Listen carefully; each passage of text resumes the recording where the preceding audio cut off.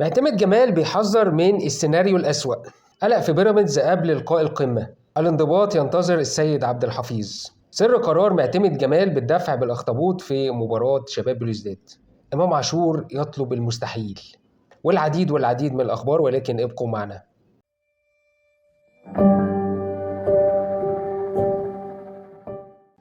السلام عليكم ورحمة الله وبركاته. فيديو جديد من صوت زملكاوي. أرجو إن أنت تدعم الفيديو باللايك والشير، ولو مش مشترك في القناة اشترك في القناة عشان يزيد التفاعل على الصفحة بتاعتنا والصفحة تكبر، الصفحة المتحدثة باسم نادي الزمالك والإعلام المضاد.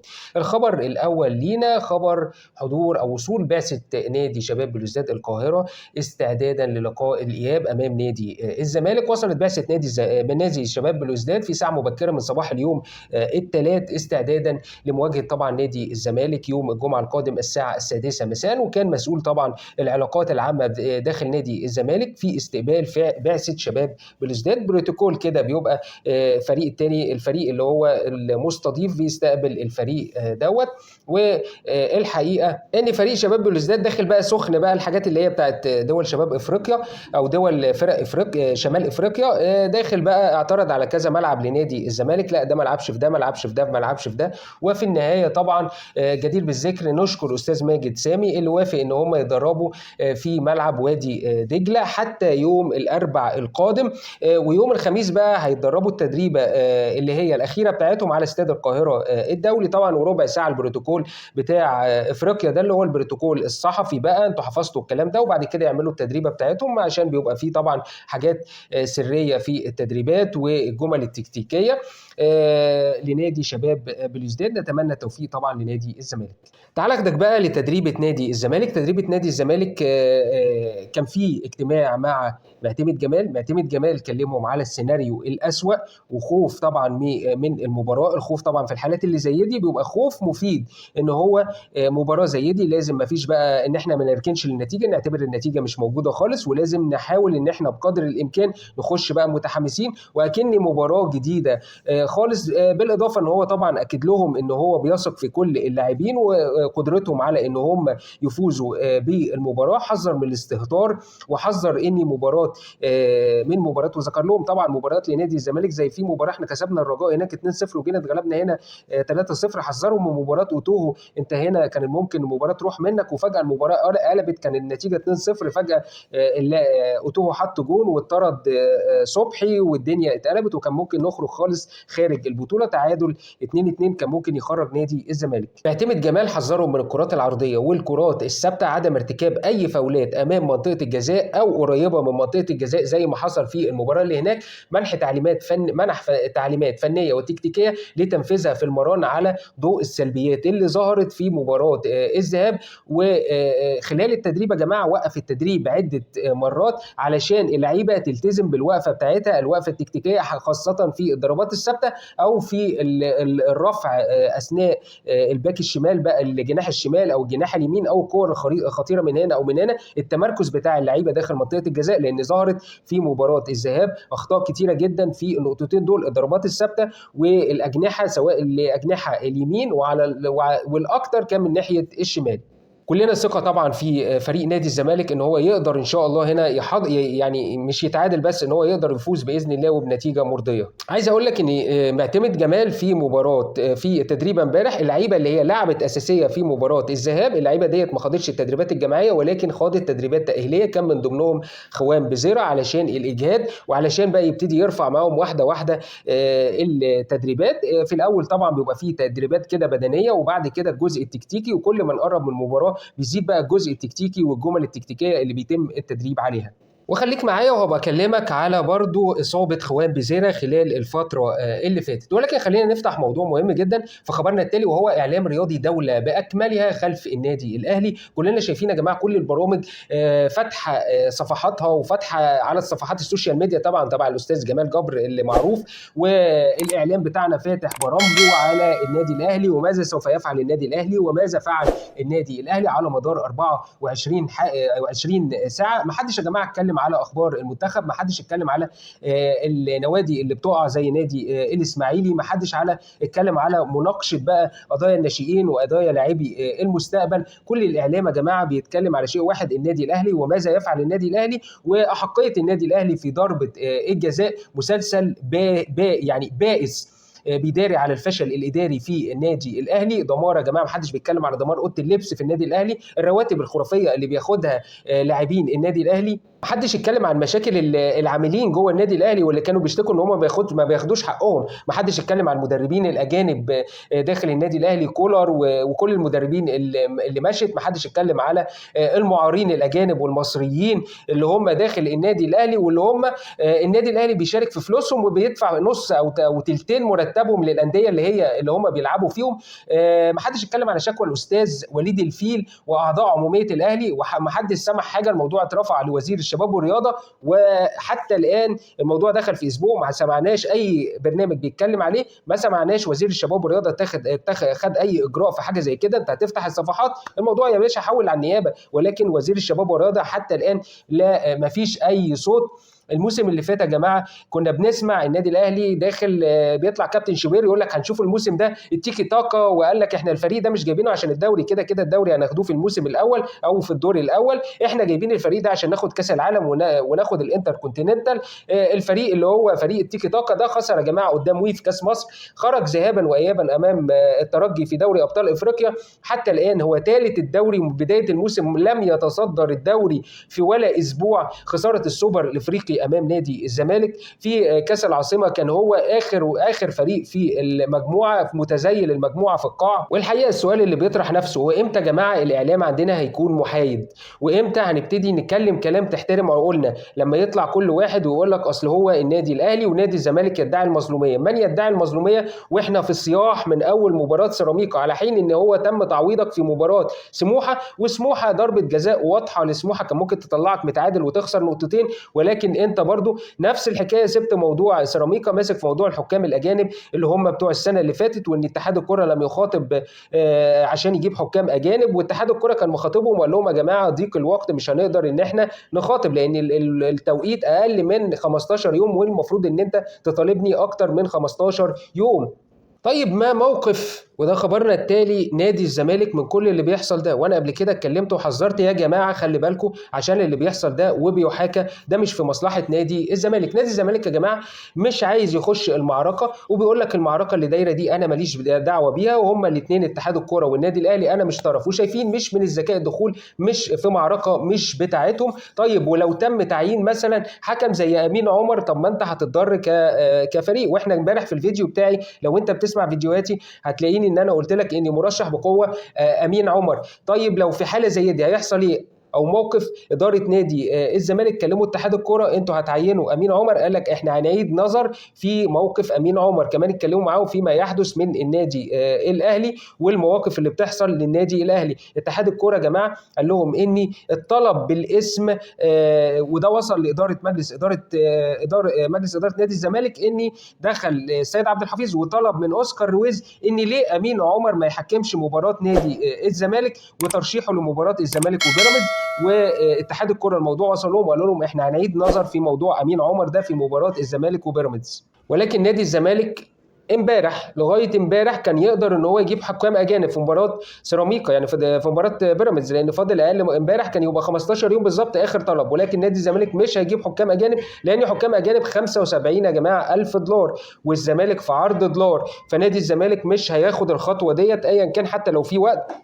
هو مخصص كل الفلوس دي لفريق نادي الزمالك. ولكن نادي الزمالك برضو ادى سبوت لاتحاد الكره ان انا وصلني ان السيد عبد الحفيظ طلب بالاسم ان انا ينزل لي حكم اسمه امين عمر، وده ممكن يضر بالفريق ويضر بمسيره نادي الزمالك في المنافسه. اتحاد الكرة المفروض ان هو هيجتمع يوم الاربعاء القادم يعني غدا، ومن اهم اجندة اتحاد الكرة تحويل كابتن السيد عبد الحفيظ للجنة الانضباط، وذلك بناء على تقرير الحكم محمد وفا. رقم 1 عشان الفيديو المتداول اللي هو شتم فيه الحكم محمد وفا، رقم 2 بسبب نزوله الى ارض الملعب والجملة اللي قالها لمحمد وفا انت شفت الوش ده عشان مش هتشوفه تاني، ده نوع من انواع الترهيب للحكم لا الحكم تقبله وكتبه في تقريره ولا اتحاد الكوره تقبله. ده بالاضافه طبعا لاعتداء محمد الشناوي على الحكم، لان هو خد انذار في انذار في طرد، وفي نفس الوقت مصمم ان هو يعتدي على الحكم. اتحاد الكوره طبعا بيحاول ان هو يتواصل مع النادي الاهلي ويبعت له ان الاسباب وي ولكن اتحاد الكوره هيتبع الاسلوب اللوائح مع النادي الاهلي في طريقه التعامل. ولكن ارجع واقول لك اتحاد الكوره والرابطه هي وصلت النادي الاهلي المنظر اللي احنا يعني اللي احنا شفناه ده، يعني اللي هو مرحله يعني خلاص بقى يا جماعه انزل من على دماغي خد اللي انت عايزه، اللي هو الطفل اللي هو طول الوقت عمال يعيط عايز.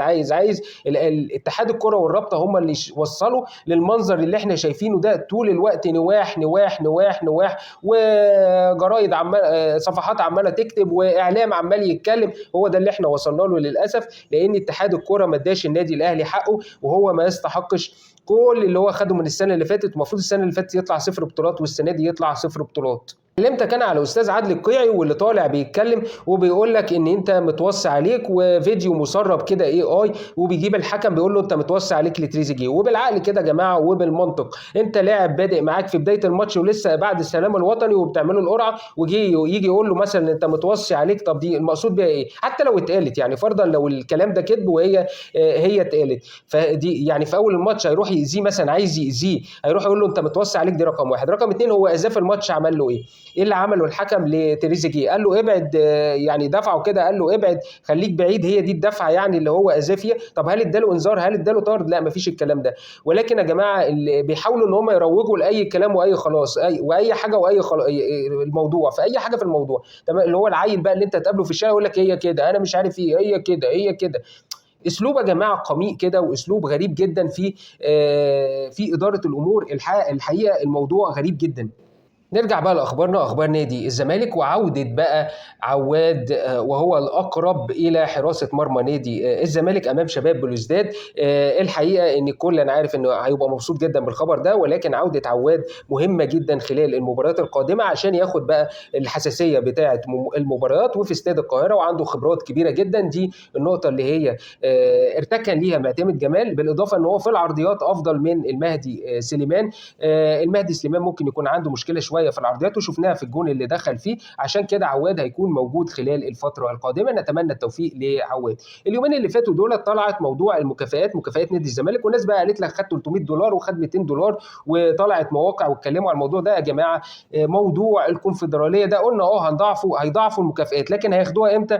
هياخدوها بعد ما يتنقل الزمالك او يوصل نهائي، لان المباراتين افرض انا المباراه دي ما وصلتش، تمام؟ فهم هياخدوا مباراه على المباراه الاولى؟ لا، هو انت تلعب المباراتين تصعد تاخد المكافاه بتاعتك، هيضاعفوا المكافاه لاعبي نادي الزمالك. نتمنى لهم التوفيق. وفي استفتاء كده معمول خلال الفتره اللي فاتت على الساحر البرازيلي ان هو ياخد الرقم 10 بدال الشيكابالا اللي هو كان اعتزل، ونادي الزمالك حجب بقى رقم 10 ده وفضل شايله من ضمن الارقام، ولكن هناك استفتاء ان البرازيلي بزيرة هو ياخد رقم 10. في حاجات خبر كده ممكن يزعلنا بخصوص الانذارات. عندنا يا جماعه ناصر منسي واخد انذارين، وعندنا محمد اسماعيل واخد انذارين. ناس تقول لك ياخد الانذارات في مباراه بيراميدز وما يلعبش مباراه انبي عشان الاهلي اهم. انا بقول لك الترتيب الافضل يا جماعه بالنسبه لنا هو ترتيب ان انت العب مباراتك، اكسب بيراميدز، اكسب انبي. مباراه الاهلي مش هتبقى مهمه زي ما انت لو ركزت انت فيها.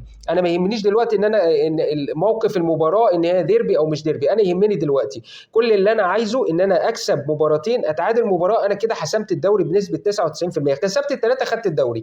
اكسب بيراميدز، اكسب انبي، اتعادل مع الاهلي، او اتعادل مع انبي، اتعادل مع بيراميدز، اكسب انبي، اكسب الاهلي، انا خدت كده الدوري بنسبه كبيره جدا، لان انا ضيعت على الاهلي نقطتين وضيعت على بيراميدز نقطتين، وهو ده اللي يهمني، تمام؟ انما افرض انا اتغلبت من انبي بقى، يعني افرض اللعيبه دي ما لعبتش واتغلبت من انبي زي ما حصل معايا في الدور الاول، تمام؟ يبقى انا ما استفدتش حاجه. يبقى انا اذا اركز دلوقتي، اللي ياخد انذار، ولكن اركز في بيراميدز، لازم اخد الماتش ده ب3 نقاط وهيبعدني عن بيراميدز بحوالي 5 نقاط، وبعد كده اكسب مباراه وفي نفس الوقت هيبعدني عن الاهلي برضو ب5 نقاط. تمام، وبعد كده اكسب بقى المباراه اللي بعديها، هتبقى فرق هتفرق كتير جدا معايا. بعد كده احمد الخضر يا جماعه، بالنسبه لاحمد الخضر كان اصابه خلال الفتره اللي فاتت، وقلنا في الفيديوهات اللي قبل كده ان هو لاعب اصابه، لان الاصابه عضليه وبتاخد وقت شويه، واللاعب في خلال 5 ايام هيبقى متواجد باذن الله. تعال اكلمك بقى على القيمه السوقيه للاعبي نادي الزمالك. والنادي الزمالك بقى اللي بيدي قيمه للعيبه بتاعته زي ما كان مدي قيمه لزيزو، كان ب5 مليون يورو لو تفتكر. دلوقتي اتفرج على زيزو بقى، دلوقتي خش على زيزو شوف بقى بكام. انما اتفرج بقى على اللعيب لما بيبقى داخل نادي الزمالك. اللاعب الاول خوان بيزيرا كان بمليون و300 الف يورو، حاليا بمليون و800 الف يورو.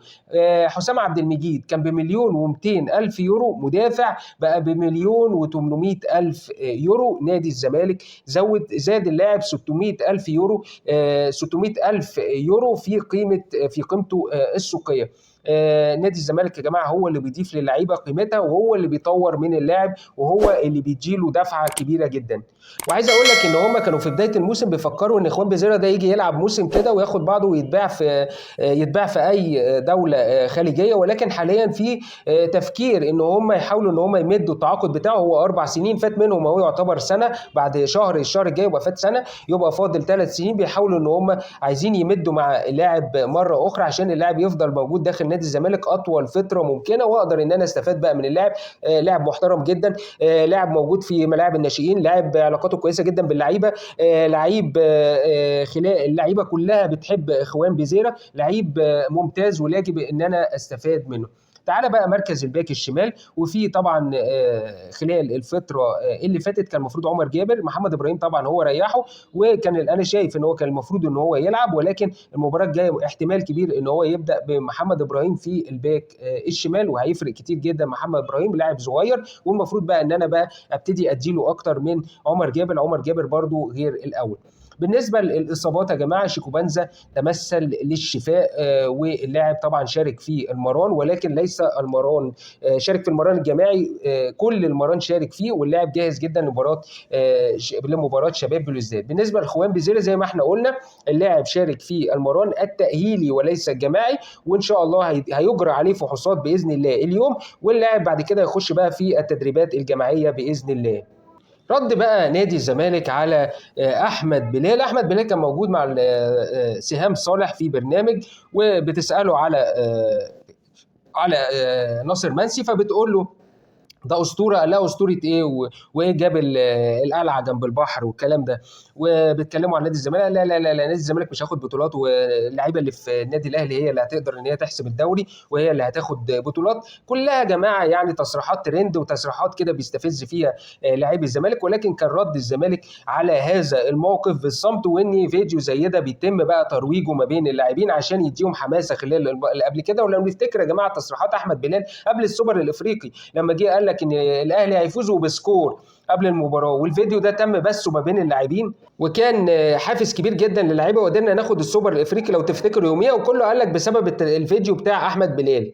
وان شاء الله باذن الله نحقق طبعا الكونفدراليه، ونحقق الدوري باذن الله، ونغيظ بقى احمد بلال على الكلام اللي هو بيقوله. لكن هو زي ما احنا شايفين كده بيطلع من وقت للتاني كده عشان يبقى متداول، يقول لك احمد بلال ايه، احمد بلال عاد، ويجيبوه بقى في البرامج يطلع يقول الكلمتين اللي هو بيطلع يقولهم. احمد الطيب يا جماعه نزل بوست جنن الاهلاويه، طلع قال لك ايه، اتكلم عن امام عاشور وقال لك انا هعلق على مباراه امام عاشور بعد كده، جن بقى الاهلاويه. فالاهلاويه عايزين يعرفوا هيعلق ازاي، يعني احمد الطيب هيجي مصر مثلا، ولا هيروح ولا اللاعب هيروح قطر مثلا.